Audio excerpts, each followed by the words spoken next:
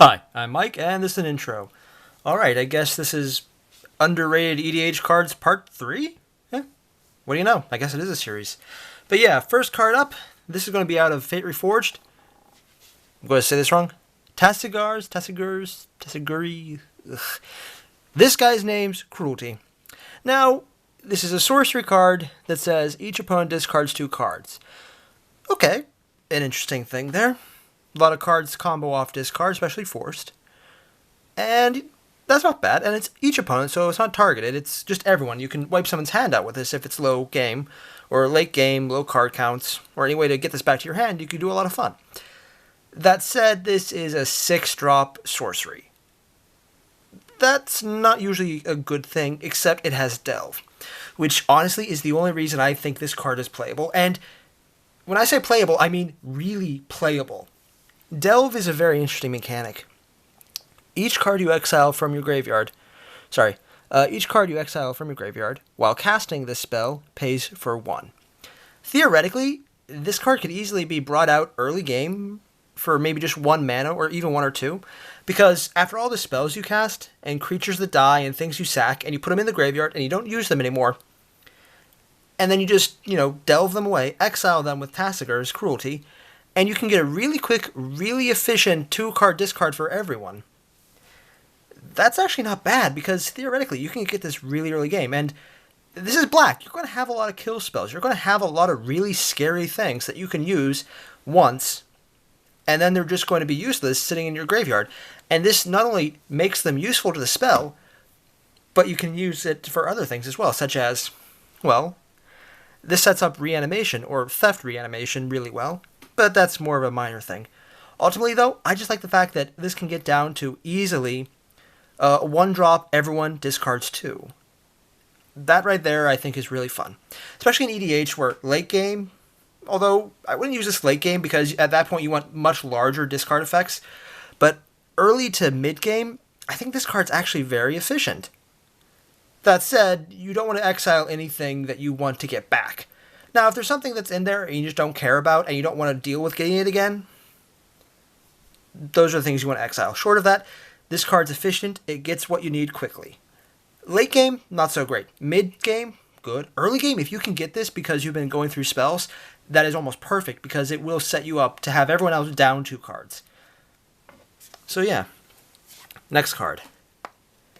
Timur Battle Rage. If I said that wrong, I wouldn't be surprised.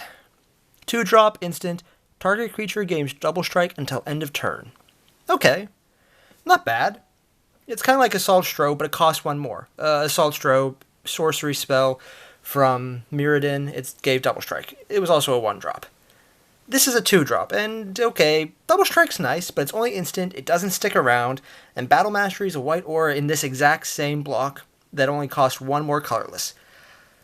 The only reason this card, I think, is actually a little better, not only because it's an instant, so you can surprise someone, where Battle Mastery is a static effect, they know how to plan around it, but this says Ferocious. Target creature also gains trample until end of turn if you control a creature with power 4 or greater. Considering this is double strike, I would honestly not recommend casting this on any creature who does not already meet the requirements for Ferocious.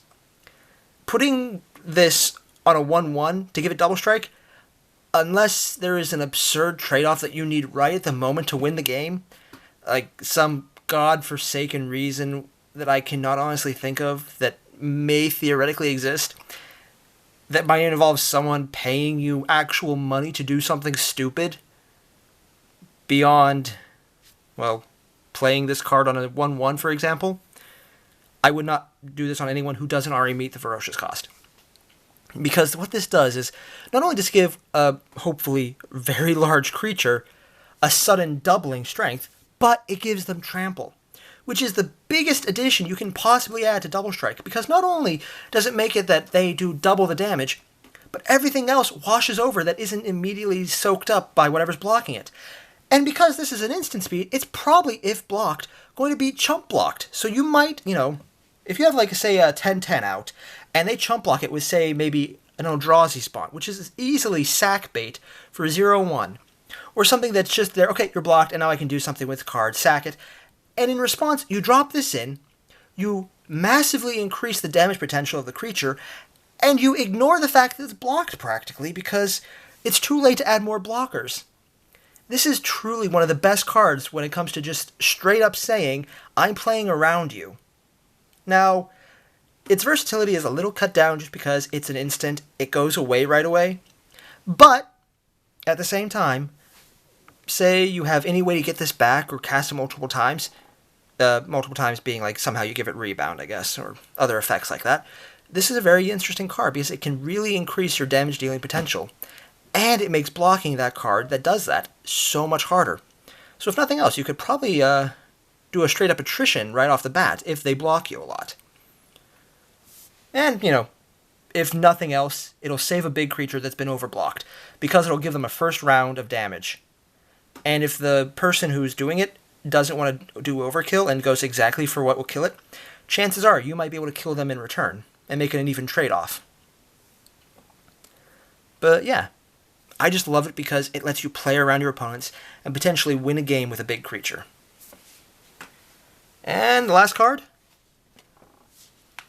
Harsh Sustenance. 3-drop, colorless, white, black. Instant speed. And I will be honest, I honestly believe this should be at least uncommon, if not rare. Harsh Sustenance deals X damage to target creature or player, and you gain X life, where X is the number of creatures you control.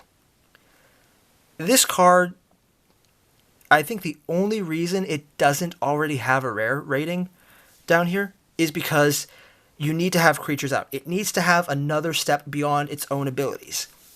But if you have even a few creatures out, if you have any type of deck that pumps them out, and in black it's possible, but in white, which is half this color, that is very incredibly easily possible. This is such a good follow-up card. Say, anything that pumps out mass tokens, and there's so many in white, I can't even mention them all. I have a deck for Sisay listed up there. It's in my uploads. Check that out. There's a lot of token production there, but this card, it works so incredibly well with tokens. And even just a few creatures makes it worthwhile. For example, this card is easily both defensive and offensive. The obvious one is it deals X damage to target player, and if, say, for some reason you've gone mass tokens, you can pretty much one-shot someone for the cost of 3 mana. Even better if this is prior to the attack of the tokens, where you're whittling down their mana, and then, their life, and then easily doing that again with the tokens hitting, which could probably be a kill strategy in its own right. Or it can be spot removal of creatures. As long as that creature can take damage of some kind and is, targetable for white and black, if you have enough tokens out, this is easily saying, for 3 mana, I will remove target threat. Or, and this is the one that I don't think most people will realize, the life gain aspect is actually really effective. If someone's going to one-shot you, all you have to do is just not block, or even better, block the bare minimum to survive, or even less than that, and use Harsh Sustenance to take out one of your opponents while gaining the life back. This is instant speed life gain. If someone could kill you, this will give you just what you need to not die. This is instant speed, get out of jail free almost. And because it works on both ends, you can take out the creature you don't need, and save yourself, setting yourself up for a really good ending. Especially since, if you use this, the best possible play, if you use it defensively, would be to figure out exactly how little you need to survive, including this card. Use the bare minimum of your tokens or creatures out to block. And then right when you would be on the cusp of taking the death load of damage and losing the game, you do this, you instant speed this card, and you will gain back what you need, setting yourself up to not only have more of a board state, more creatures left alive because they didn't, pretty much sacrifice themselves blocking, so that you have a really good next turn set up. Your opponent, who probably won't be expecting this card, will have not seen it coming, which is literally restating the two things I said. But yeah. This is easily the card that you keep out because it enables you to play around your opponents in a deck that usually doesn't do that. The typical Swarm token deck is get tokens, swarm, win. This one is get tokens, and either cast this and swarm, cast this and win, or hold on to it until your opponent has you figured out and you can't do anything, and then just make sure their plans come to nothing. It has options, and I probably say this a lot, but I love options in EDH.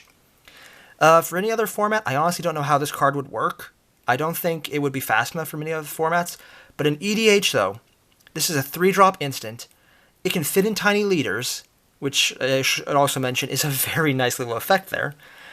And just in regular EDH, it can do so much so fun. Or so much that is so fun. I could probably go on talking about this card for a while. Now, the obvious downside is it needs creatures. So if someone sets up a board wipe, you might as well just cast this and spite them, because you're going to be screwed after that for a while. Short of that, though, I think you're pretty much set with this card. It's solid, it does what it needs, and strictly money-wise, if you drop 10 cents on this thing, that's probably about what it's worth, if not less. Which is weird, because it truly does something very good for very low mana. It's a very worthwhile card. And if you're on a budget, God knows I am, this is the card you should go for. The only downside is you have to play black and white, and if you're like me, you're always playing green. It's a bad habit on my part. I'm trying to break it. A lot of blue decks recently. But yeah. Okay, those are the cards. Hope you enjoyed them. If you have any other cards you want to recommend, give me a heads up. Anything you want me to look at, hey, I'm always willing to hear it. I'm interested in what you guys have to say.